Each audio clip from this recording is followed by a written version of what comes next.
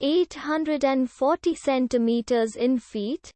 First of all, we need to know the value of 1 centimeter in feet.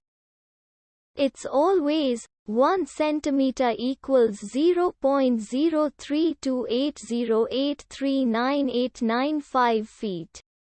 Now we have to multiply 0.03280839895 by 840.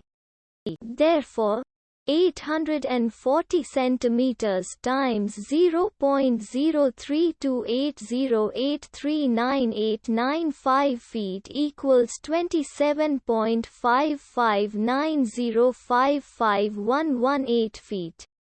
So, in other words, 840 centimeters equals 27.559055118 feet.